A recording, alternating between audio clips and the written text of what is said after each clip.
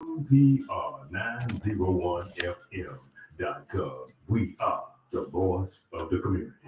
Saturday night, the Saturday night, April 1st, rockin' Tuesday, this Saturday night, 405 Country Club Drive in Jackson, Mississippi. The ultimate Aries and Taurus party. And soul music experience live. Blues and R&B show. Story. How you doing? It's Brittany C. Smart. Here comes Cheesy Monet. The Soul Boys. It's the unit, the live band and show. Plus a surprise guest, a live DJ, and more. Tickets are available for purchase at the door before 10 p.m. and after 10 p.m. Reserve VIP tables are available for purchase also. The numbers to call 601-850-2729 or 662-770-2391. Soups the Ultimate in Jackson. The doors are at 9 p.m. this Saturday night. The alternate Aries and Taurus party and soul music experience live. Blues and R&B show. Saturday night. Soups in Jackson. You better be there. You're welcome. The third annual Down Home Blues Music Festival with an old-fashioned fish fry. Saturday, June 10th. Flowood River State Park in Greenwood, Mississippi. Engagement in the show starts at 2. During the King of Swing and Chaka. The legendary Summer Show. B2K.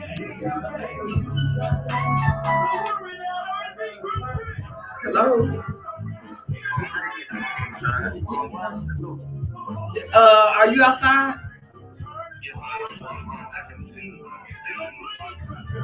Oh, come on straight back. Come on straight back. I'm in the studio, baby. How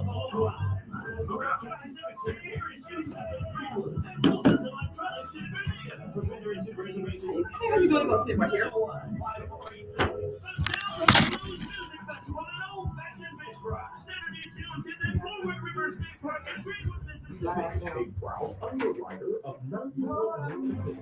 Saturday, May 27th, the New Hope Community presents the Get Loud Joy Gospel. How y'all doing? How y'all At the New Hope Unit Church, 605 College 469, Pearl, Mississippi. Dr. Lamar Boone Pastor, featuring the Echo Airs from Moscow, Tennessee, Righteous, Greenville, Sensational Chosen Voices, and the James family of Utica, Faith of Brandon, Pastor Robinson, and Truth of Mendenhall, and from Jackson, the Gospel Melodies, Just the Shield and Ministry and Divine Creation. Devotion, Reverend Joshua Myers, MC, the Sensational House Motivator, Harry Armstrong, Organizer, Lee Whitehead. This is the complimentary event open to everyone. Doors open 4 p.m. The program starts at 5 p.m. For info, 601-291-0156. The Get Together for Christ Gospel Explosion, Saturday, May 27th at New Hope Church, with Dr. Lamar Boone Pastor, presented by the New Hope Community, Lee Whitehead organizer, a proud WMPR underwriter. Journey into Manhood, the doctrine written by author Carl Wunsley, is an avenue of hope for the hopeless. It's the story of his spiritual quest for answers in a world that he could not understand. His mistakes, errors, and sins are often in the hope that others will be saved from years of misery, pain, despair that plagued him as a youth and hindered him as an adult. Journey into Manhood, the doctrine, coming this summer to a theater near you. Produced by Trey Gray. Soundtrack starring Montreal, Ego Classic, Gold Lady, and Drizzy. Journey into Manhood is a part of the Baby House Corporation and the Baby House brand. A proud underwriter of WMPR 90.1 FM. Good morning, good morning, good morning. Welcome to Into the Shy. This morning here, we in here in the audience, we want to say good morning to everybody. So while we are actually doing that, I want everybody to know that Journey to Manhood, the actual documentary is being filmed. So good morning, good morning. So how are you doing? This morning, I want to, before we actually get started, I want to thank God for this morning. I almost cried just knowing that the actual, I can't even speak this morning. So it's been a while. So good morning. Let's start this off. Lagos, Nigeria, to Yugo Classic, and to all the family that's over there. I want to thank you for everything. Thank you for being on this morning. As you go to Baby and House Facebook page, you'll be able to see what we actually was filming. Also, Mr. Spencer Cotton, and also Miss Lisa White. I want to thank you this morning for being out. And also Connie's Boutique, Beauty Within, Miss Connie Holiday this morning for being out. And also just want to thank everybody, Mr. Tracy Gray, director this morning for being there, and also Carl. And so I actually, this morning, I want to let everybody know that here in the studio, we have Mr. SELFMADEDRE. If anybody don't know that, he's going to be on the Journey to Manhood soundtrack. Good morning. How you doing? I'm doing all right. So, Mr. Dre, tell us a little bit about yourself. I go by SELFMADEDRE. I'm 20 years old from Jackson, Mississippi, and I'm a musician. I've been rapping going on 10 years since I was 11 years old, and yeah. So, Mr. SELFMADEDRE, basically, what are some of the things that you actually, when you think about being a man and journey, and taking a journey as a young African American male, being from Jackson with all the killings and everything that's going on, is there really justice that you say that there would be justice? I really don't think so, because I look at it like this: every man has their own journey that they got to go through. I feel like God put everybody on a separate journey for everybody to learn different stuff. I mean, shoot. Because basically, I'm a female, and I'm not from Jackson, Mississippi. I'm from Memphis, Tennessee. And one of the things that made me wanted to do this documentary was actually for the youth. Because here in Jackson, there's a lot of killers, just as well as in any other small town like Memphis, Tennessee. So, because, every time you turn on the news, it's like the black male is becoming extinct. What are some of your take on that? I feel like as a black man, we our own enemy. We our biggest enemy. But I could speak for Jackson. It's no leadership. Like, the youth don't have nobody to follow, or, they think what's to follow the stuff that we do. And we're not always right. We still learning as we go. It's like, it's no guidance for real. And I think that's the problem. No leadership. Because one of the things that I want to actually get ready to play, this is by Drizzy. It's called Empty Inside. And one of the things that I love about this song and made it the actual intro to Into the Shine is because one of the things he says about a young black man, I called him the new Mary J. Blige. We talk about all his pain and stuff like that. And I call you the new, because I was hearing some of your music, the new Ice Cube, or I can't think of, my mind just went blank, but some of the new, the new artists. Because what you're going to be doing in the film is going to be when the young Carl actually goes to be sentenced, 16 years old, going before a judge, a youth judge, and being put life in prison at the age of 16. So right now we're going to go ahead and get started with, this is MFG Drizzy, Empty Inside. He's going to be on the Journey to Manhood soundtrack.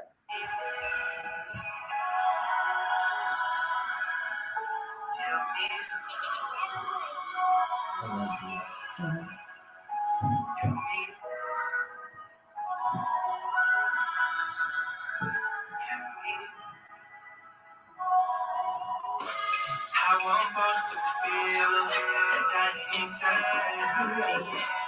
Emptiness and I can't control what may go on tonight. Can you feel it? Can you feel it? Can you feel it? Empty inside.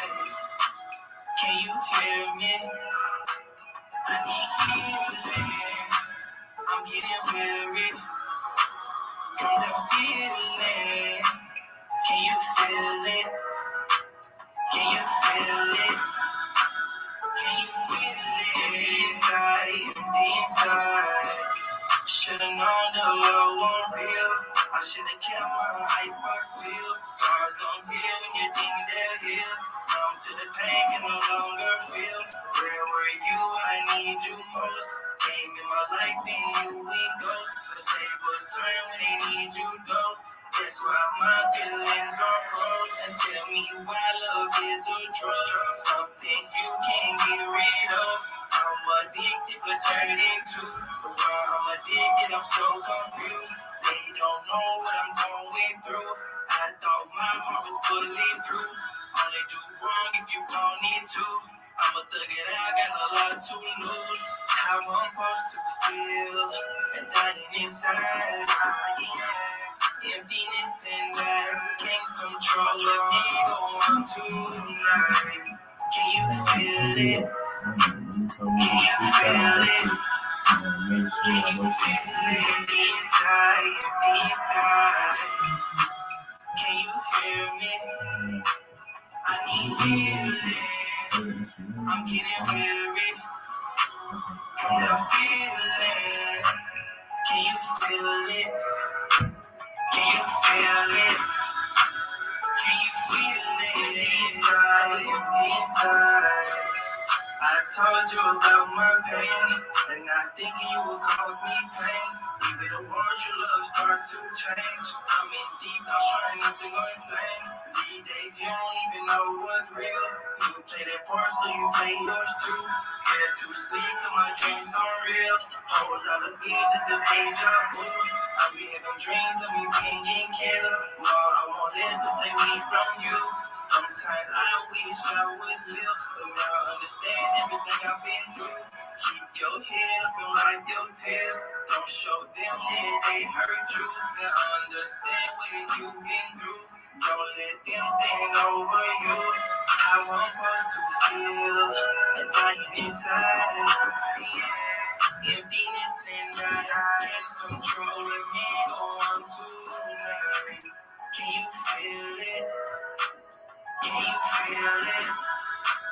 Can you feel it inside, inside? Can you hear me? I need healing. I'm getting weary from the feeling. Can you feel it? Can you feel it?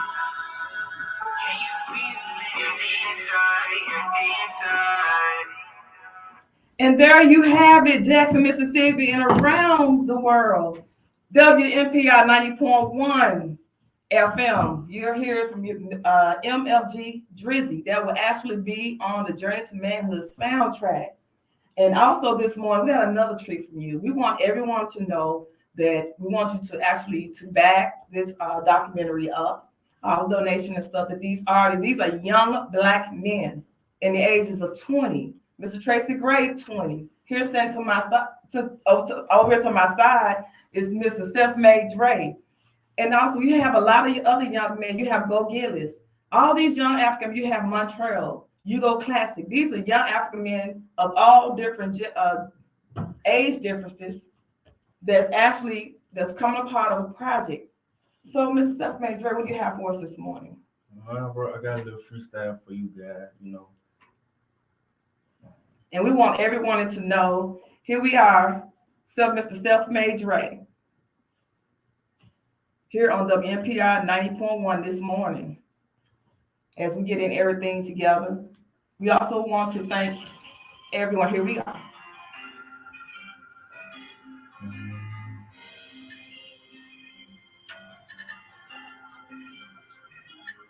That's right.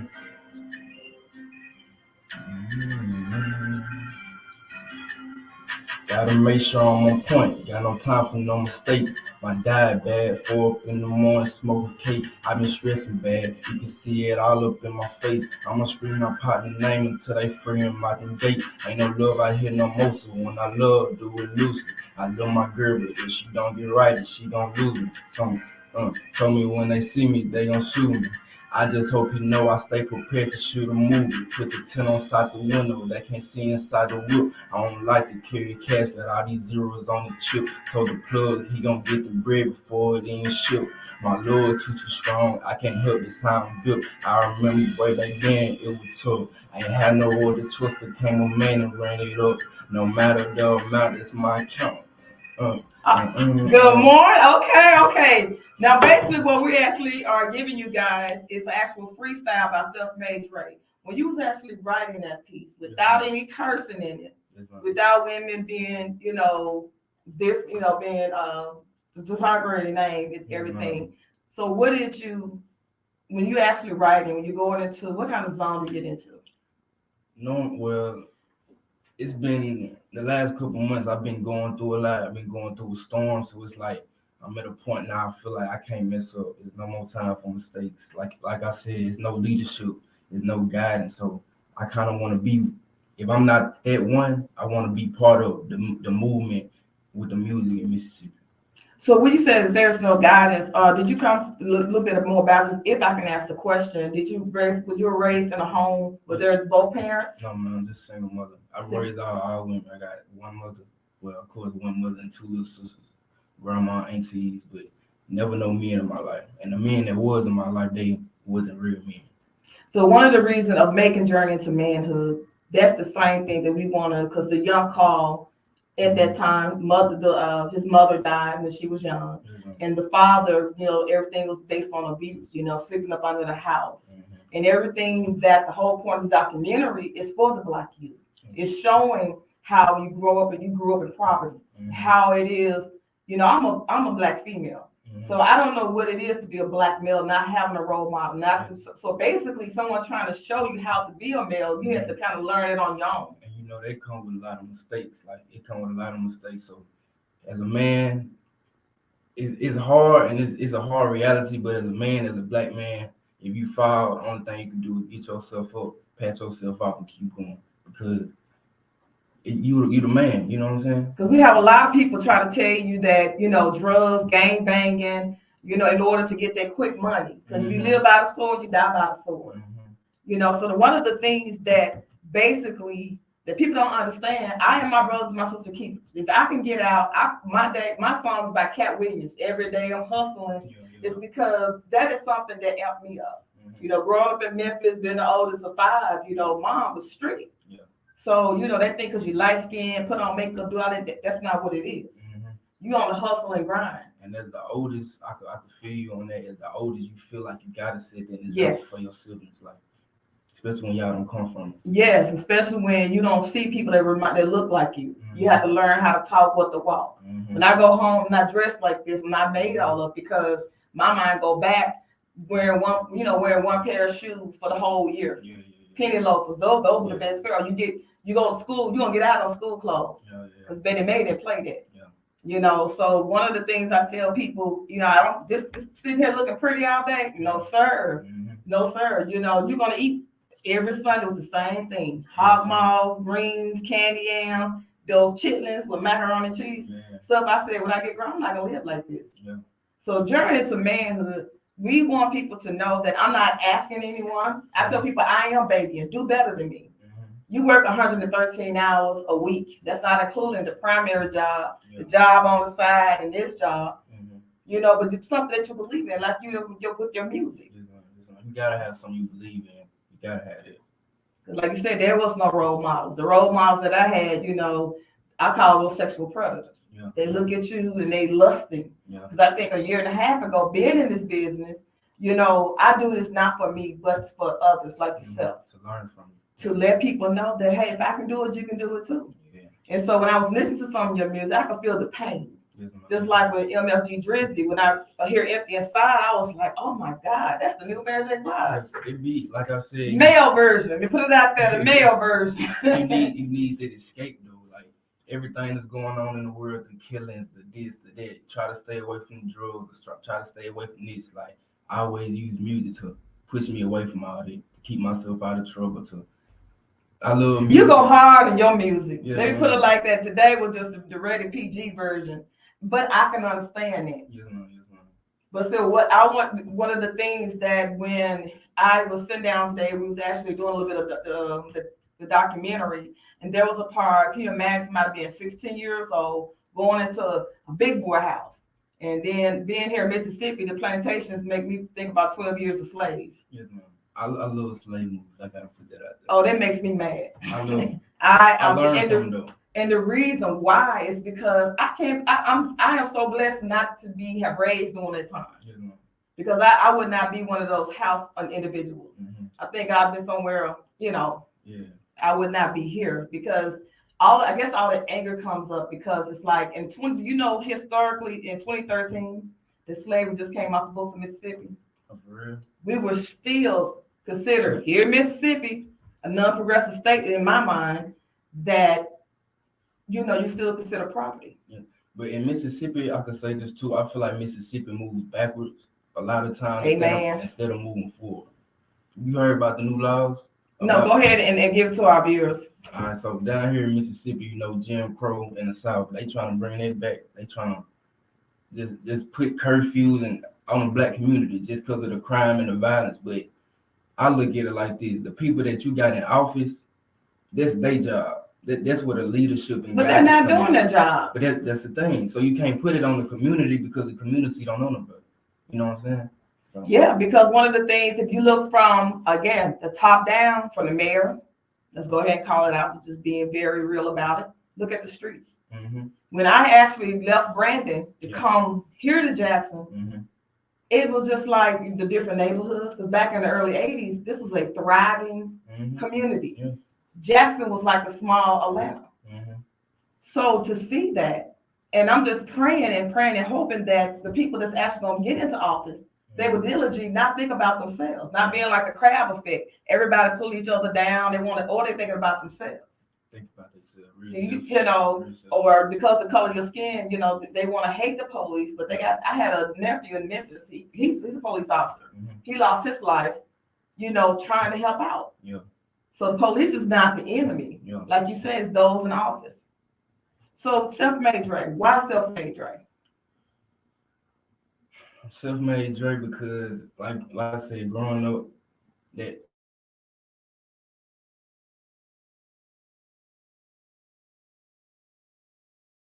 everybody that God put in my life. So it's like I take them. Like didn't nobody tell me to start rapping. There was just something came in my mind one day when I was real little, and that was then I listen to beats every day. I write my music down, but I have a hard time expressing myself too. So It's like when I write my music, that be my way that I express, and I can get it out.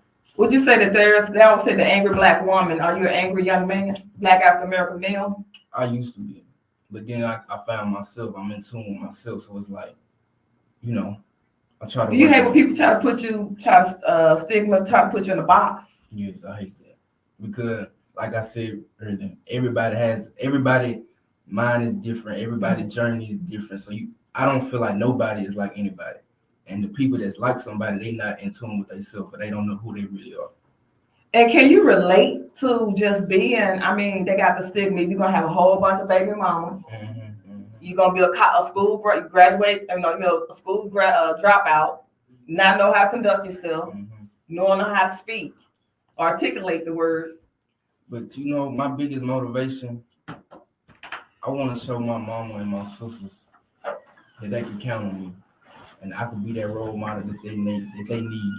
So it's like I can't with school. I don't like school. I hated school, but I finished it just to show my little sisters, okay, if I do it, y'all can do it. Y'all gotta stick to it.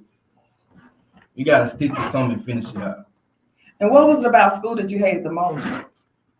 The stuff we was learning, because I feel like the stuff we was learning was to keep us in a box, especially the black community, because we don't know too much about credit. We don't know too much about the banks. We don't know too much about income tax, how to file your taxes. But other races do. They learn that from a real early age, brought up in the household. But the black community, we don't know a lot of stuff yet. And I feel like the stuff that they teach us is to go on with the system.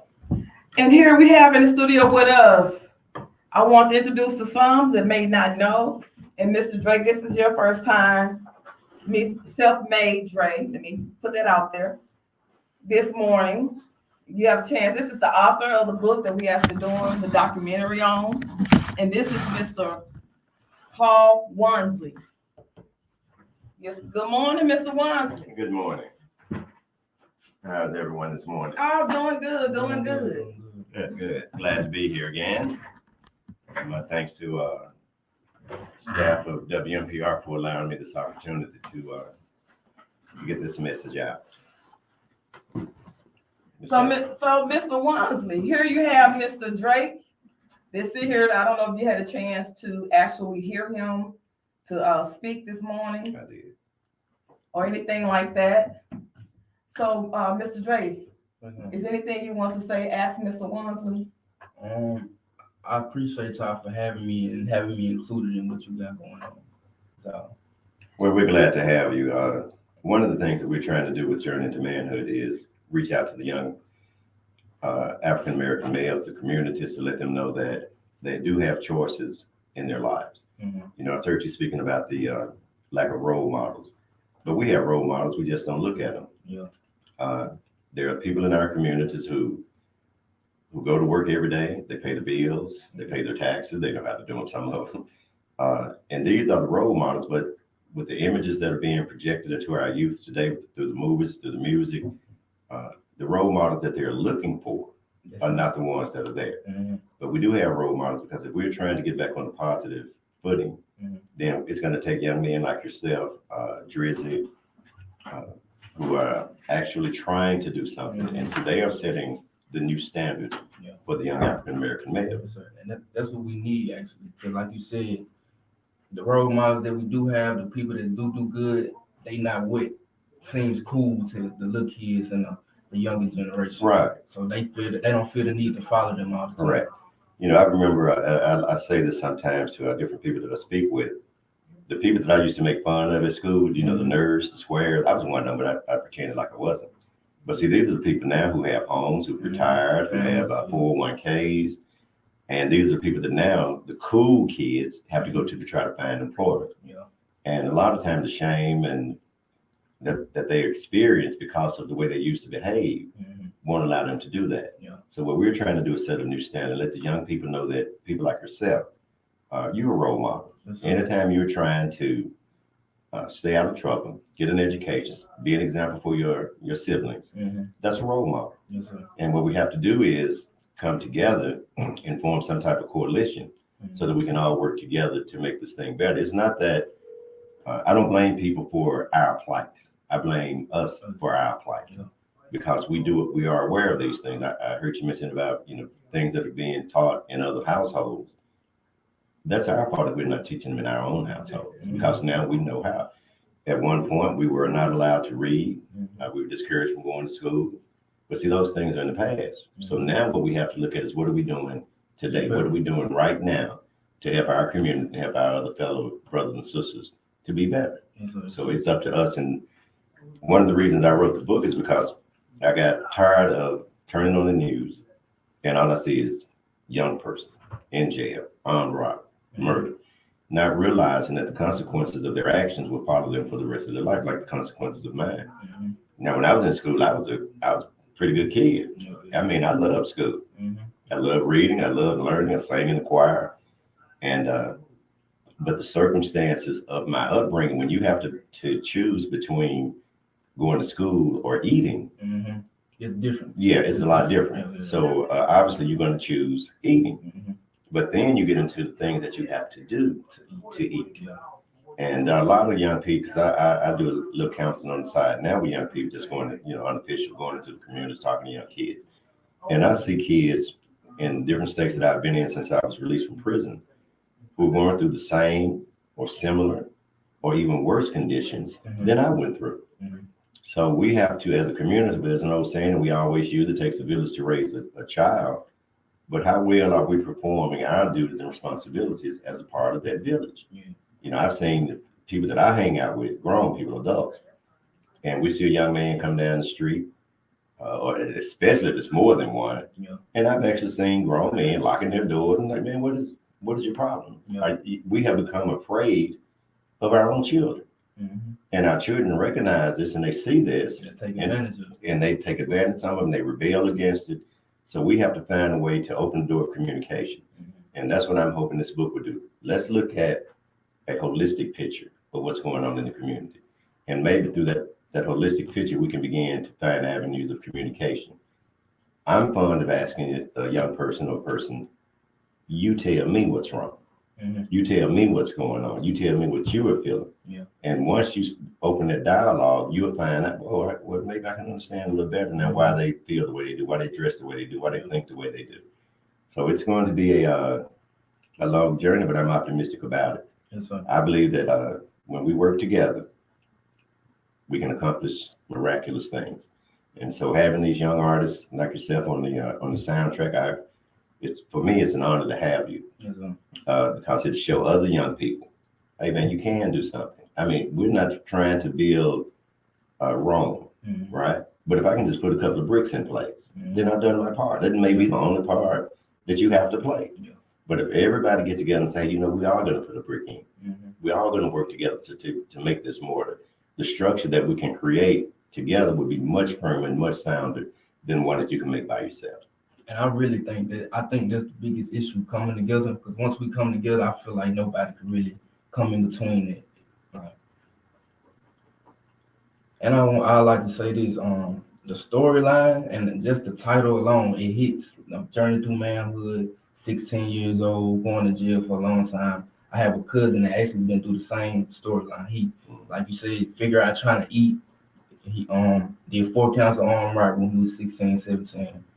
He got 15 years. I won't see him again, so I'm 30 something. Yeah. You know what I'm saying? And that showed me while I was in school coming up. Okay, I don't want to leave my mom. I don't want to leave my sisters. I don't want to leave my other cousins, because the effect that it had on me, I didn't want to put that effect on nobody else. You know, one thing I learned when I was arrested, I thought of 1,001 things that I could have done differently, other than what I did to end up being incarcerated. And what I want and hoping is that the young people will begin to realize there are other avenues. There are people in the community who are willing to help, but they just don't know that the help is needed. So we start thinking about, what can I do other than, right? Well, man, the only way I can make money is sell weed, and well, that's not really true. But you know, too, I think a problem with the young people, a lot of young people think it's more than one chance. That can get away with this, get away with that, and it won't catch up with them. But once it caught up with you, it's caught up with you. You can't shake it. You can get away with something 10 times, but I can assure you from personal experience, the one time that you get caught, you're going to realize that those 10 times wasn't worth it. And the only thing you're doing is setting yourself up for failure, because you're thinking that I'm getting away with it, but you're not. You're buying into this lifestyle, and because you get a small benefit, and then you get another small benefit, you think that hey, I'm on the road.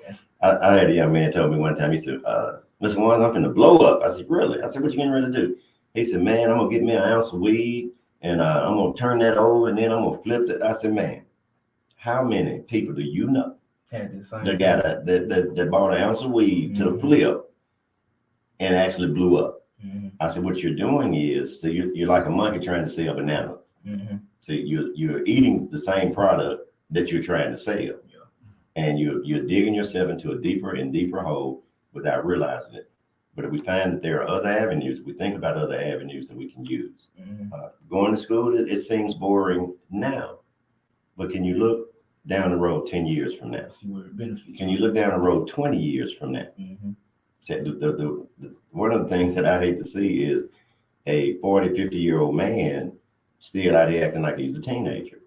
It is time for us to grow up and be mature about it. Because if not, the consequences can and are often devastating. So we have to learn to do things differently. And I'm hoping that this book will open that dialogue, that we can start communicating with our young people. Man, what is going on? What can I do to help?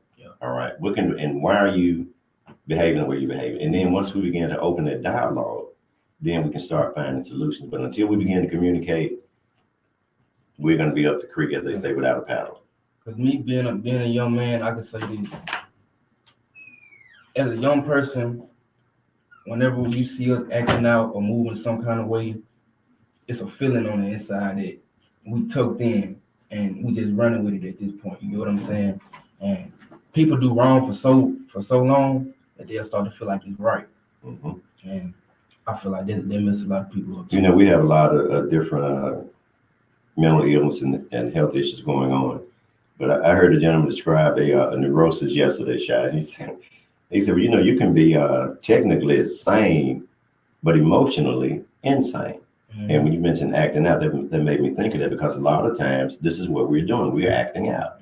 You know, I don't really want this, but I don't know what else to do. And it is so sad not being able to have those type of avenues where you can open up, being unable to express yourself. When I believe it or not, when I was incarcerated on death row, I could not write a 2-page letter. Yeah. I knew what I wanted to say, but I didn't have the words to say it. Yeah. So I began to study. Mm-hmm. And now I don't have too much problems with communicating, but being a young, uneducated or undereducated and not being able to express yourself, that can be very frustrating, and it can lead to emotional issues. So, Mr. Wayne, how did you feel this morning when, finally, when we was actually shooting Journey to Manhood, we actually started working on the trailer. How did it make you feel, going through this whole journey? Considering that I never wanted to write a book, I never even, when I first met you, I don't see this being, my story being a documentary or a movie. What I see it as being is an avenue of change, an avenue of hope for those who don't realize that there's hope, who doesn't realize that there's an avenue out. I never thought about a movie or documentary of that nature, but actually seeing it come into focus this morning, and I feel that, see, this is God's will. This is not Carl trying to do this. I told you when I met you, I'm content with my life. I'm happy. I got a wife that loves me. All of my children moved out the house, and I'm content. I can live just like this. But to actually see it come together this morning, I felt a ray of hope that I hadn't felt in a very long time. And what about those that are actually getting reintegrated back into society? How does that make you feel? Because there are some men and women that have had trouble, that are getting out of jail, having trouble finding jobs because their past and what they had done, people instead of throwing it back in their face. So what would you say about that? There used to be a movie. They said there are 1,001 stories in the naked city. All right. Mm-hmm. There are more stories than you can believe about that particular issue. As a matter of fact, I stopped working about 7-8 years ago. And the reason I stopped working is because every job that I got after being released from prison and going to college. Now you got to remember, I have 2 college degrees and only hours away from a master's degree. But when I came back to Mississippi, every job that I've had since 1989, except for 2, I lost because of the crime that I committed when I was 16. When people find out, unfortunately, there's a priority belief that once a criminal, always a criminal. Every job that I had, I lost, except for 2. And I've had a lot of jobs. I've cleaned catfish machines at night. Mm-hmm. I've swept floors. I've made toilet stools, stock boy, you name it, I've done it. And every job, when they found out that I was an ex-offender, some reason came up for them to let you go.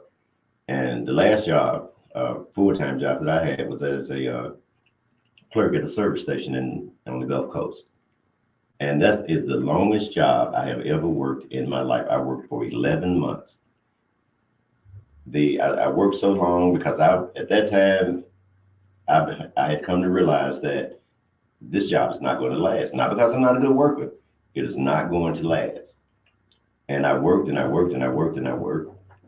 And one day a young man came in the store, and I told the assistant manager, they were actually began to train me for assistant manager position. And a young man came in the store, and I told the manager who was training me, I said, you need to watch him, you're getting ready to steal something. Mm-hmm. And they hired that young man. And the very next inventory came up $16,000 short. Who do you think they let go? You. Yes. And this is just my story, but I know of stories where people have tried and tried and tried to get employment. But we don't want to admit that there is a prejudice against ex-offenders. And I tell you, I have a letter from a sheriff who wrote one of my employers and told him he needed to fire me. And at the time the sheriff wrote that letter, and I do have a copy of that letter.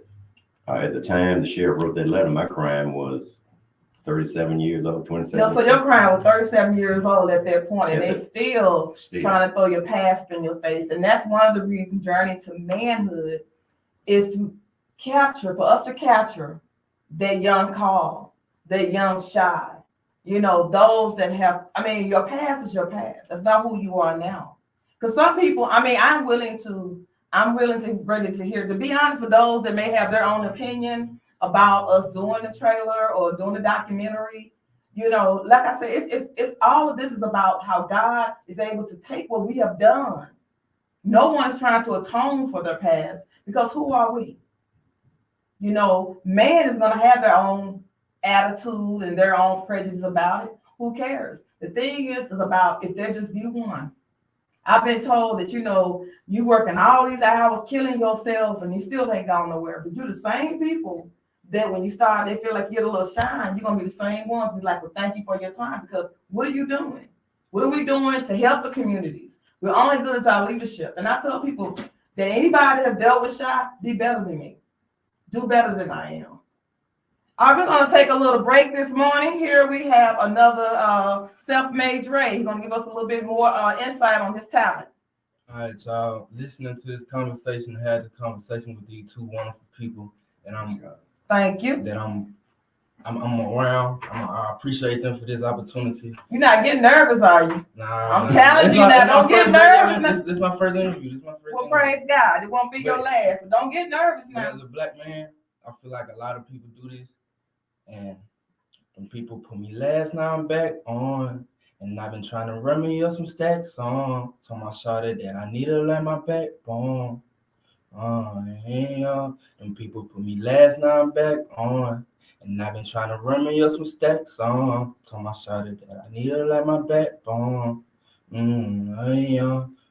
I remember way back in the day, man, I'm glad I made a way. Promise to myself that we see sun and no more rainy days. Promise to my mama. I understand you freestyling. Go ahead. You could have went on. Promise to my mama. No more rainy days. We gonna make a way. So basically, you sitting here, you got the beats going through your head. I hear. You hear music, and so basically that's what's going on, you know. And so, like for me, you know, writing when I was growing up, because there was so much abuse, you know, happening going on in my writing and doing was a way out. Like I said, there's a place I call my own where I stand by the sea, look beyond all the people I've known, knowing that one day I'm free. I'm free in my mind because I can't turn back time. All I know is that I have to journey through. Journey through manhood is not only about the man, but it's about the woman that has your back. See, I'm talking to you, but there's a lot of passion, because behind every good thing, there's pain. There is a lot of pain. And that's what I said, you know, in doing this, we want the right people, the right investors that not only, you know, they understand the whole point in doing this promotional show Into the Child is to give young men like yourself an outlet, an avenue, you know, because it's upon our backs. I want to pass the torch. You know, it's not about me. It's about giving young black males, young black women, really, you know, a color is, you know, to me, our skin complexion is like a coloring book. Yeah. It's blank. We all bleed red, unless you're alien. So the whole point journey to manhood is to actually give young men the avenue to say, hey, there's someone that looks like me I can associate with. So having you here, it is a blessing. You know, despite your obstacles of getting here, you still here, and it was on time. Excellent. You know, I believe that some of life's greatest lessons are learned through pain. But it's what you do with that pain. I mean, we're going to go through things. Life is going to put obstacles in our way. But we have to continue to get up and move forward. Because not only for our own benefit, but the benefit of those who are coming behind us. I was listening to the show before I got here, and I was listening to Drizzy. Can you feel it? Can you feel me? Okay. And I just asked the people now in the listening audience, do you feel these young? Say it again. We're about to have church in here. All right now. Miss shout out to Sherry Jones. I told her I was gonna be good today. Can you feel me? Can you feel their pain? Yes, Lord. Because when was the last time you were hungry? When was the last time you was dirty? When was the last time someone locked their doors when you walked by? When was the last time a teacher did something or said something? And you know, we have some very good educators, don't get me wrong. But I had a teacher who was a mean, vindictive individual. And my daughter had one when she was in school. So can you feel what these young people are going through? Mhm. Because a lot of times when they come to us with their problems, we don't listen. And We tell them, no, I don't want to hear that. You just got to do what you're supposed to do. And listen. that's the thing. Listening. Because if we don't listen, then anytime you discount a person, anytime you say what you're saying is not important, right? Then that person feels a certain way about it. We're human. We have instincts, we have emotions, and we deal with them.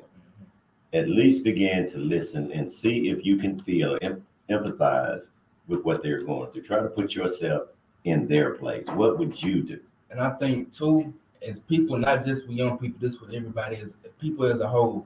If somebody comes to you about their problem, they have thought about it before they came to you. They chose you to be that person that they want to. Say it again, young man. Say it again. Go aheid, say it. I do apologize. I got to. Repeat that again. Repeat that again. If a person come to you about their problem, you best believe that they thought about it way before this conversation happened between y'all two. They don't feel comfortable enough around you, and they care about your. It's a respect thing. So if I come to you about my problems, and I feel like you don't respect me or my problems that I'm going through, then you know what I'm saying? Like that hurts a young person. Sure does. It hurts a young person. And what about the person who is unable? We mentioned this earlier. Who doesn't know how to express themselves, who don't know how to come to someone, or who doesn't have anyone to come to. Those are the ones that we have to learn how to reach out. We have to find ways to reach out and pull them up, to bring that out of them. And I think through the music that you all are producing, through this documentary, that hopefully we will be able to reach those and the ones on the fringes who are unable to communicate, because we can look at people and see what they're going through. You know, there's an old song, ain't it funny how the way you feel shows on your face. We're looking at their faces every day. Instructors, teachers are looking at their faces every day. So if you see something, then you should do something. And what we need to do in the community is find avenues, find ways, develop programs where those people, those young people, would have somewhere to go to and someone to talk to. But I could say this too. I'm gonna point this to all the young people out there, all the young artists. I really believe in the city of Jackson, Mississippi, that's gonna be the way that stuff get better. When a lot of people, even the people that don't get the recognition yet, but you in the studio, you releasing them feelings, you paying for that studio time, you believing in yourself. I feel like all that's gonna pay off for every artist in the city. And when it start to pay off, everybody's gonna flop. But the message gotta be right. I hear a lot of people rap about guns, drugs, calling girls out their name. All this, it's cool, but they don't need to be your foundation of your music. I mean, if that's what you want it to be, then cool. But I feel like if you're trying to be a role model and change the community and be better and show people that it's a different way than killing or stealing or robbing, you got to be a role model. You got to really push positivity. Well, that's one of the reasons I listen to country music. I had a young lady, African American, ask me one time. She said, "Man, what is wrong with you? Why are you listening to this?" Yeah. And I said, "Well, number one, they do not disrespect their women. The only thing country folks want to do, I think all of them need to be in AA, because they all going to drink whiskey and act good old boys, have a good time. They really probably need a 12-step program, but their music is wholesome and there's a message to it. They do not disrespect their women. They do not disrespect each other. And there's, I don't believe in profanity as such, and there's none, very little. They might say a word or something, but the music itself has a message.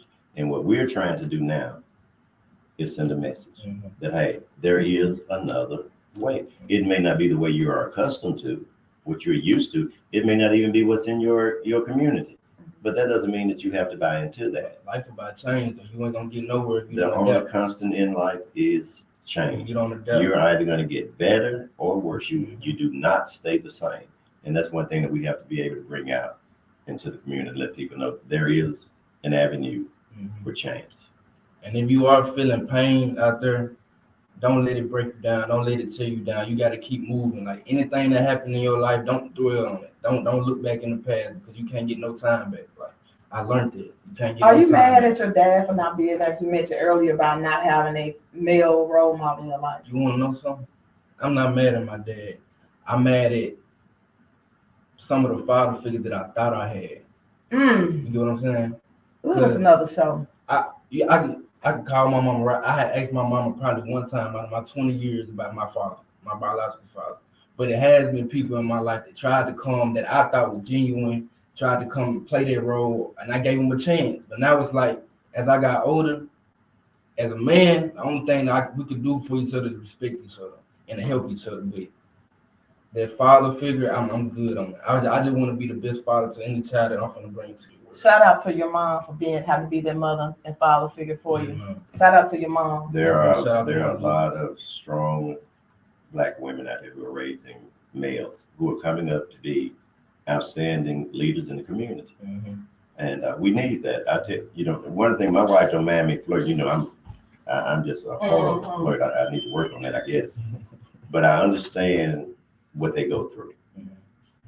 And the things that they do, the sacrifices that they make should be rewarded. Yes. Now, what we need to do and what we're trying to do is get the African-American male back into the family, back into the schools.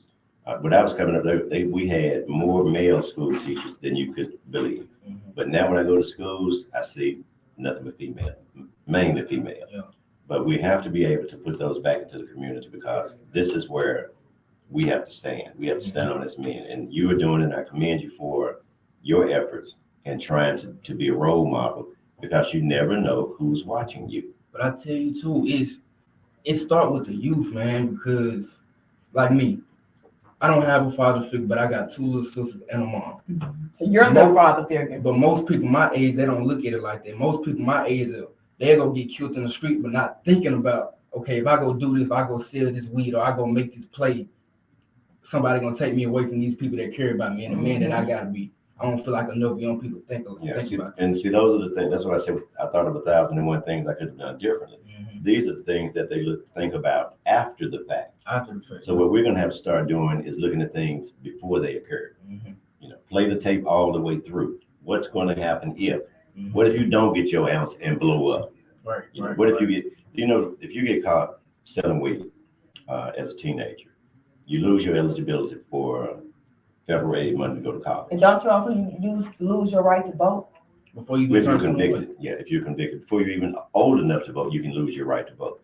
But if you're not going to take advantage of that opportunity, a lot of people don't, then why have it? So what we're going to have to start doing is showing why there's a need for these things. And once we do that, I think that's when the tide will begin to turn. In closing, I want to say this, my next book is all about what happens when you leave prison. Being in prison is one thing, surviving is one thing, but the journey continued after I got out of prison because of the job situation, the belief situation, the way people looked at ex-offenders.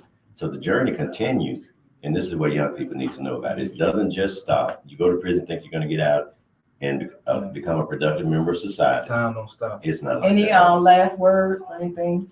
I want to express my gratitude to y'all because really, I'm in a bad place. I'm going through learning.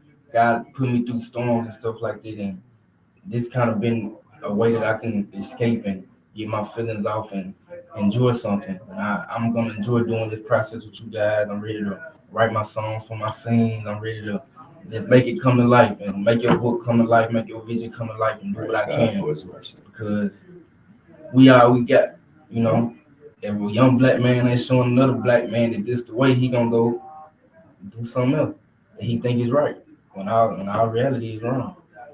And once they're wrong, catch up with you. There's no turning back.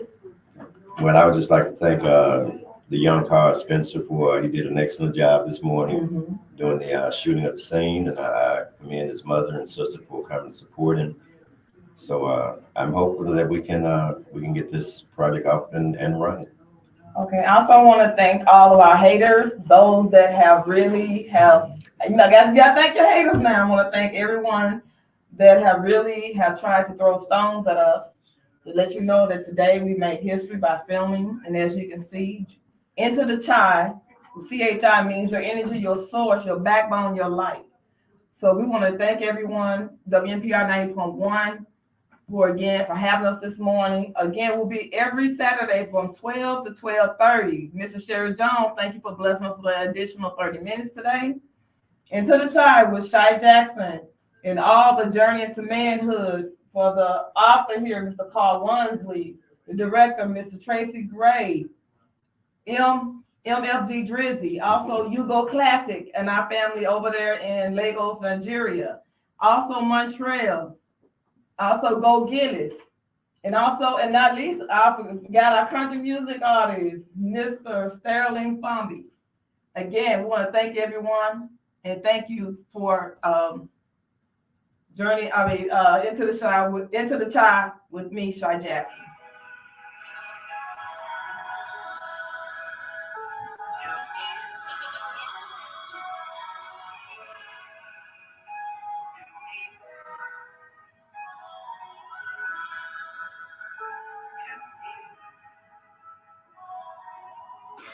How I'm supposed to feel, dying inside.